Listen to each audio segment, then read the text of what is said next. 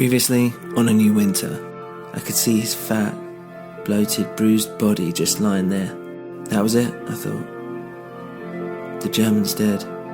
This is episode 15 of A New Winter.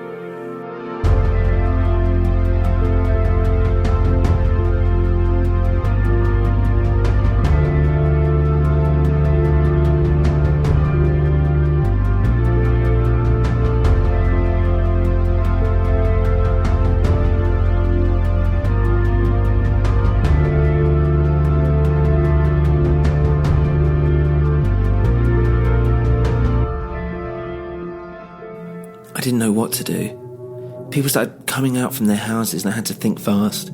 Do I stay? Do I run? Here I was, alone, with a body. And just then, I noticed it was snowing. It hadn't snowed since before the stock wheels. Those mysterious prints in their farm having now melted away. But it looked like there'd be more icy weather before the winter was out. "What's going on?" I heard a man shout from down the road.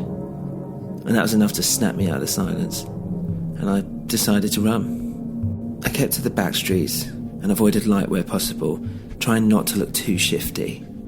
It wasn't long before sirens came from the darkness towards me, and once they'd gone past, I started to relax. I knew then that it was just time to go home. As I walked back, the snow had started to powder the pavements, and there was a wind that was like being sliced with 1,000 razors with every step that I took. It felt like it took a lifetime, but I finally got home and I went straight to bed. I was exhausted. I got up about 10:30. I remember thinking my body clock was almost switching back to normal. Jumped in the shower, warmed myself up, and scrubbed the memory of the German from my dead skin. It was strange, but I didn't really feel like I'd just seen a dead body the night before. But I had. And it obviously had some kind of effect on me, in that I was more numb than what I thought I'd be.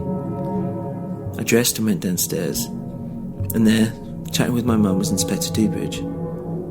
"Good morning," he said, and then looked at his watch. "Just." My mum laughed. She was always like this when she felt the need to impress. I'm not sure if it was politeness or flirting, maybe it was both. "Morning," I said, and took a seat opposite him.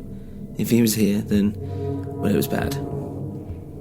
My mum put a cup of tea in front of me. "Would you mind if your son and me had a private chat?" Dewbridge said to my mum. "Oh, no, of course.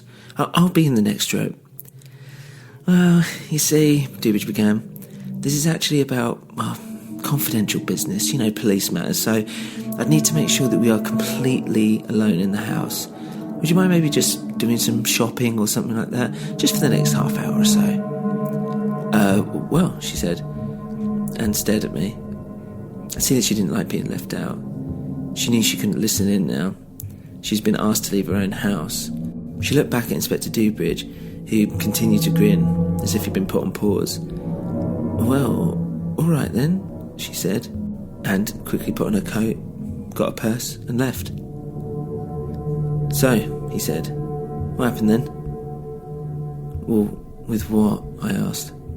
"The dead fucking German, what do you think?" "Look, Inspector, I just want to know something first." "And what's that?" he said, annoyed. "I just want to know, did it happen in the house? Did that happen? Was it real?" "What do you mean? Did what happen?" he asked. "Well, was I there? Was I tied up? Like that?" "Well, what do you think?" he answered. "What, you think you made it up?" "Well, I don't think so." And then I started to tremble. What was happening to me? I wasn't always like this. It was as if I'd awoken a deep, rattling being inside of me, one that was desperate to get out. "Look, I've got a dead German lying on the street, and I need to know if you had anything to do with it," Dewbridge asked. My head was bowed, and he was trying to meet my gaze. He killed himself. He was told to.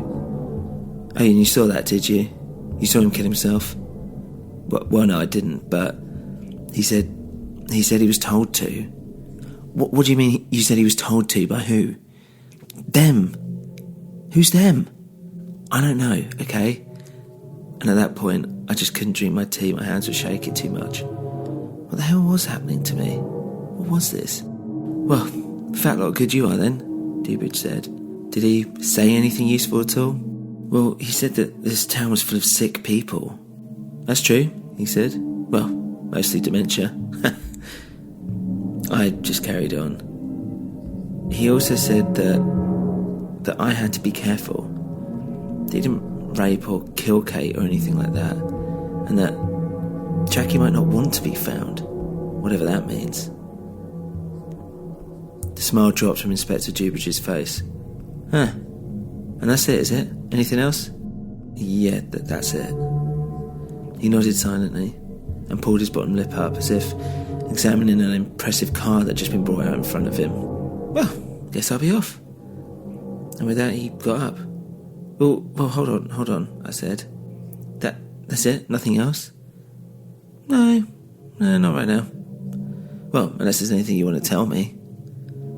Well, no, I don't have anything else to tell you. That's it. Well, I mean, look, there's this name that keeps coming up. Mr. Tooley. Who is this guy? It seems like everyone's afraid of him. Inspector Dubridge smiled and made his way to the door, and in a low voice said to me, "Don't bring his fucking name up again, okay? I mean it." And before I could react, he just left. Who was this man? What was I to do now? I wondered if the German was right about me being a scapegoat, if some people were just waiting for the right moment to pinch me for something. I thought about what I could do next to find Jackie, but I was slightly at a loss. There was no way I was going back to that house. Maybe I could try and find Nicola? Maybe she could help. I needed to apologise to her anyway, but so typically English. Maybe I'd just go back to the Lime, maybe tonight. Maybe see what the crack is. Once I decided, my mum came back and she looked slightly surprised. "Oh, he's gone, is he? You're still here then?" Yes, I am. Why? And she started unpacking her shopping like it was the most important thing in the world at that moment. And so, even though I just got up, I went back to bed and just laid there. As the night approached, I ventured back out. I got the bus and I went to the Lime. I wasn't really sure what exactly I was going to do there, but for the moment the plan was to find Nicola and just see if she had any more information. As I got off the bus and I started walking towards the Lime, I remembered that horrible neon light that buzzes in the night air. As I went in, the thumping music started beating into my ears again. I started looking around, but it's the same sorry sight that I'd seen only a few nights before. I couldn't see Nicola anywhere. I looked around the bar, but she wasn't there. I asked some of the girls, but none of them even looked at me in the eye. I looked at the girls who were waiting the tables or dancing on the stage, but none of them were Nicola. I was determined to find her. So the only place left would be the upstairs bit, the secret bit. I made my way upstairs, and the madame was there. And instead of the hostile greeting I got last time, she caught my eye and just looked to the floor, as if embarrassed. Something was definitely up. Perhaps I'd got a reputation now or something. People disappearing or being killed. Maybe they sensed that I was a part of it. "Where's Nicola?" I asked. The madame just shook her head and just pointed down the corridor. And at the end I could see a huge mountain of a man just standing there in front of the door at the very end. I walked down, my steps muffled by the carpet underneath my feet, and the huge man just didn't move a muscle. Didn't even bother to look around and see who was coming down. As I got closer I realised it was the black man from Mr. Tooley's room. The house, the one that knocked me out. I stopped dead in my tracks. I could feel my heart pumping, and I was wondering what to do. For a second I felt faint. He just stood there motionless. And then, as I stepped slowly nearer to the door, he opened it for me, just like any other bouncer would do. As I walked in, I saw a man tied to a chair in the middle of the room. His head was hanging down and it seemed to me that he was bleeding. He'd obviously just been beaten up. And then from the side of the room I heard a noise. "Ah! And so he's here!" I opened the door further and saw Mr. Tooley. He was dressed in a white linen suit, as if he were about to step into a tropical paradise. He had one hand in his pocket and the other holding a small handgun, and at the end of it was a silencer. Or at least that's what I thought it was, what action movies had told me. Do you recognise your friend here? He pointed the gun at the man in the chair, his head tilted back now, and I saw there was a Polish man, the one who'd put me in this exact same position only hours earlier. Yeah, I said. I don't know his name, though. His name, Mr. Tooley said. Well, his name's Stan. Stan the man, if you can believe it. He actually asked to be specifically called that. His real name, of course, is Nikolai. I mean, I would call him nobody Nikolai. Mr. Tooley started laughing. He gave you the gun, did he not? I was trying to stall for time. Well, and he continued anyway. I should say he gave your friend Nicola the gun to kill us all. Wasn't that the plan? No, I said. No, I wasn't going to kill anyone. Well, isn't that what a gun is for? He asked. Why else have one? He was toying with me, and I could see that. I wondered what the whole purpose of this was. Why did you kill our German friend? He said. Me? I haven't killed anyone. Really? Well, soon the police will find out the gun that was in the German's hand was the very same gun that you brought to our house, that this man gave you. Shit, I thought. My fingerprints must be all over it. So you're going to set me up, I said, for his murder, are you? No, Mr. Tooley said. Of course not. I mean, what a waste that would be. No. After we made the German talk, we gave him the gun and told him to go kill himself somewhere and make sure that people see. It cannot be made to look like another murder, you see, because it's very hard to keep suspicions low when everyone around us is dying. Well, he did kill himself, I said. No, he didn't though, did he? Mr. Tooley said. Don't lie to me. The police have already found out that the gun in his hand will not match the bullet that's lodged in his fat fucking skull. I know it was you that killed him. What are you talking about? I said. You shot him in the fucking head, you maniac. I don't fucking care. Kill whoever the fuck you want. But no one that could be traced back to me. And the German, as a suicide is an open shut case. Well, at least that's what they say. But a murder's a whole different thing entirely. And you did it. You murdered him with a gun. Well, a gun not too dissimilar to this. Look, I said, I don't know what you're... Don't fucking lie to me, he shouted. And I got scared. Flashbacks of being tied up in that room started to flood my mind all over again. Mr. Tooley composed himself. Look, I'm going to be straight with you. I have to kill this guy. I have to. Sorry. Because, well, I'll tell you why. Because you're a fucking murderer. I didn't say a word. Huh. See? That's better. Now we don't lie, do we? The green grass and all that. Now behind that door, on the floor, is another gun.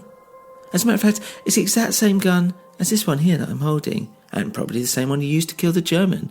I mean, it's silent, sneaky. Pick it up. I turned around and saw the gun on the floor. I looked at Mr. Tooley and he was clearly getting impatient. Don't try all this innocent stuff with me, he said. Pick up the fucking gun and shoot this guy in the head. Pick up the fucking gun. And so I did as I was told. I picked up the gun. And I remember it was heavier than the last gun that I'd handled, apparently the one the German had used. The silencer on this gun was surprisingly lighter than it looked. I'd never seen anything like it before. Well, not in my hands anyway. Great, well done, Mr. Tooley said, patronisingly. Now, kill him. Mr. Tooley raised his gun, towards me. And don't think about raising that gun to me, or I'll kill you. I'll kill you before you've even pulled the trigger.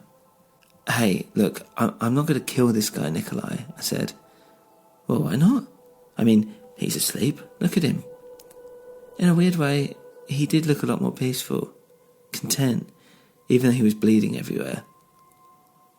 I can't just...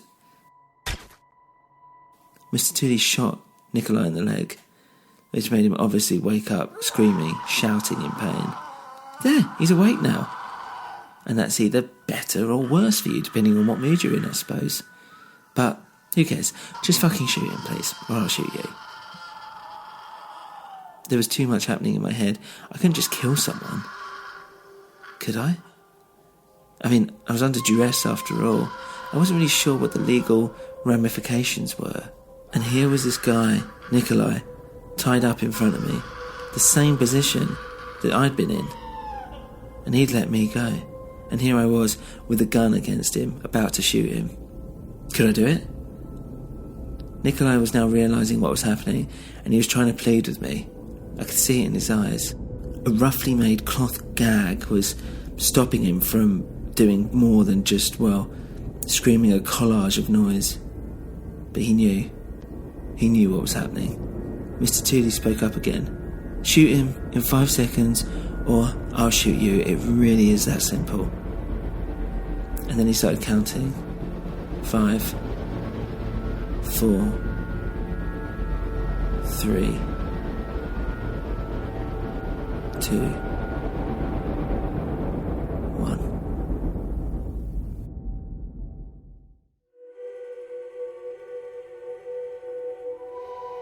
If you enjoy the show, please leave a review on your podcast platform of choice. For more info, including how you can support the show, please visit anewwinter.com. Thank you for listening to A New Winter.